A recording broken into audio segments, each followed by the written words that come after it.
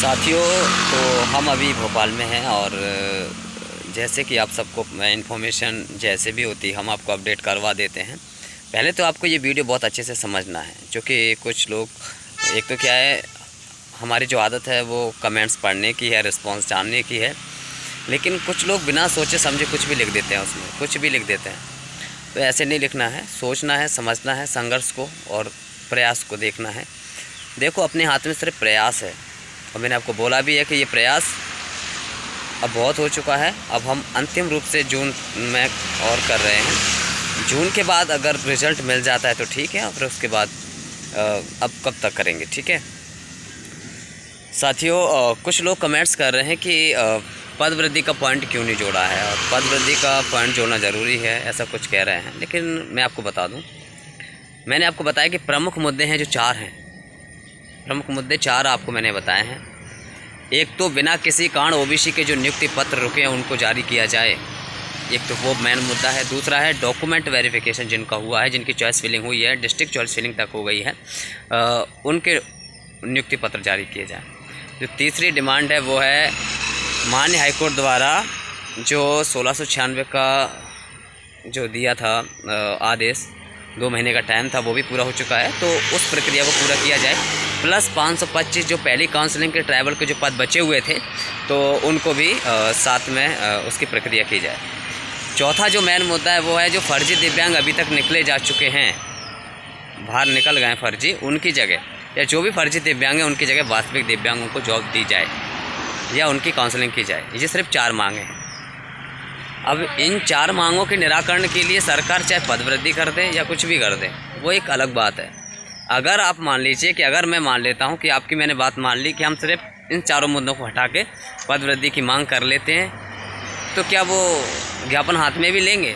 वो फाड़ के वहाँ फेंक देंगे, कहेंगे हम नहीं कर रहे, हमारी मर्जी, और वो जो प्रक्रिया ख़त्म होगी, हम क्यों करें, हम नई भर्ती निकालेंगे, कुछ भी कह सकते हैं। लेकिन ओबीसी के जो नियुक्ति पत्र रुके हुए हैं, ओबीसी के अभ्यर्थियों के जितने भी नियुक्ति पत्र रुके हुए हैं, 800 के लगभग नियुक्ति पत्र रुके हुए हैं, वो नियुक्ति पत्र जारी कराने के लिए चॉइस फिलिंग करवा चुके अभ्यर्थियों के लिए जो रोस्टर पोर्टल पे जो डला हुआ है प्रयोगशाला का 1696 का, उनके लिए, और फर्जी जो दिव्यांग बाहर हुए हैं उनके लिए, ये वास्तविक मुद्दे हैं। ये एक्चुअल में ये प्रोसेस में है, जिनमें प्रोसेस अटकी है। ये बिल्कुल मान लीजिए एक रोग है, इनको तो सही करना ही पड़ेगा, ठीक है।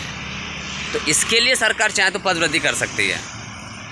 अगर कोई इसमें भी सहमत नहीं हो तो कोई इशू नहीं है, और बाकी अपने हाथ में जो प्रयास है, और मैं जो प्रयास करता हूँ वो सबको बहुत वास्तविक रूप से दिखता है, और मैं करता हूँ बिल्कुल एक्चुअली, बिल्कुल मेहनत नहीं। कोई कहता है कि लेटर लिखवाना बहुत आसान है और मिलना बहुत आसान है, वो एक बार आके देख ले।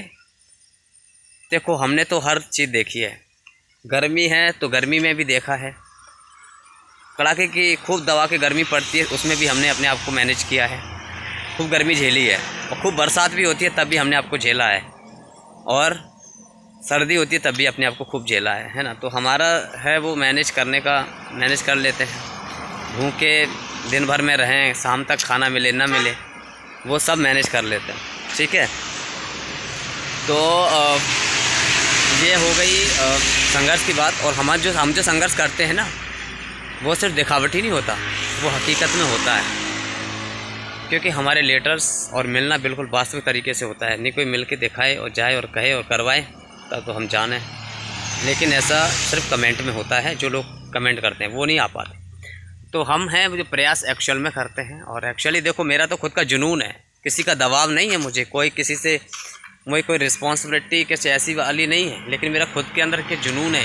कितनी गर्मी में हालात ख़राब हो रहे हैं, खाना भी नहीं खा पा रहे हैं टाइम से, पानी भी नहीं पी पा रहे हैं, नए मंत्री मिल रहे हैं तो पैदल भागना पड़ रहा है, ऑटो करने पड़ते हैं उल्टे सीधे, तो किस लिए करने पड़ते हैं। इसीलिए मैंने आपको बता दिया 4 प्रमुख मांग हैं, उनके लिए हम प्रयास कर रहे हैं। और मैं आपको आज का बता दूं, पूरा वीडियो तो आपने देख ही रहा है, और आप सुन लो कि अभी जो माननीय शिक्षा मंत्री जी से मुलाकात हुई है, अभी वल्लभ भवन से माननीय शिक्षा मंत्री से मिल के आया हूँ मैं, तो उन्होंने कहा है कि आप 4 दिन पहले हमसे मिलने आए थे, आज आप शुभकामनाएं देने आए, अच्छी बात है, हम एक्सेप्ट करते हैं। साथ में हमने इस प्रक्रिया के लिए जो आप 4 दिन पहले आए थे हमने पूरा संज्ञान में लिया है और हम हर संभव प्रयास कर रहे हैं कि इसके लिए हम क्या सॉल्यूशन निकाल सकते हैं।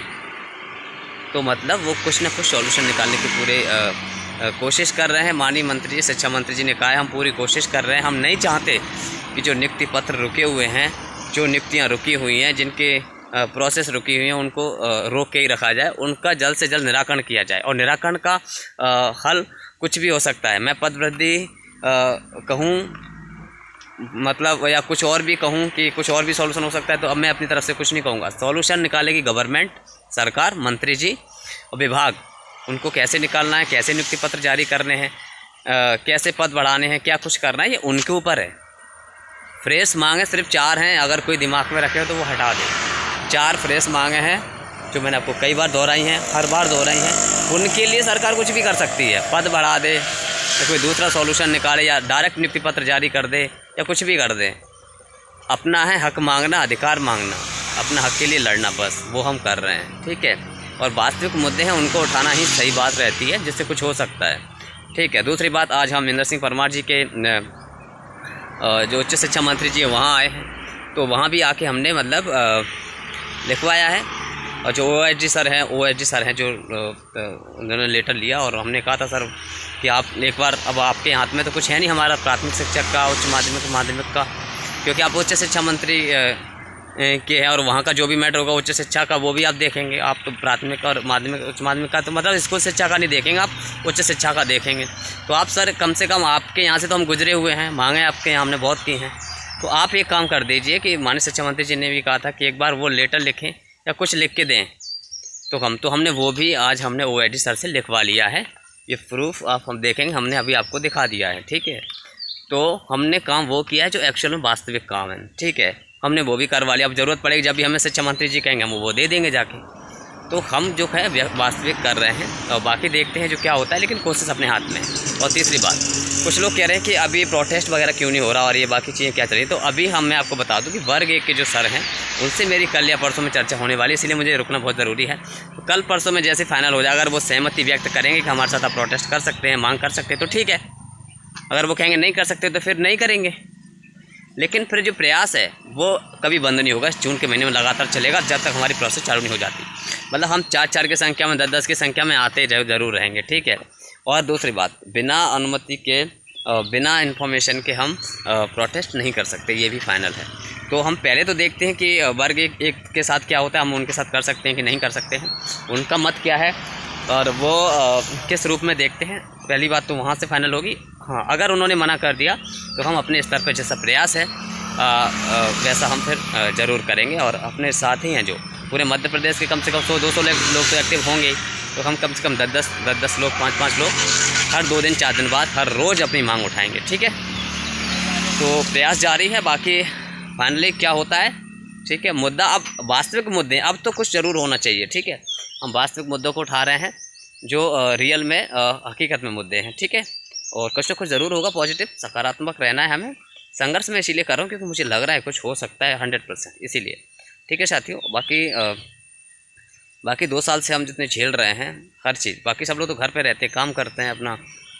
ठीक है, यहाँ पे देखो बेरोज़गारी में कितना कुछ झेल रहे हैं और कितना कुछ मैनेज करना पड़ रहा है, और कितना कुछ घर वालों की भी सुननी पड़ती है उल्टी सीधी।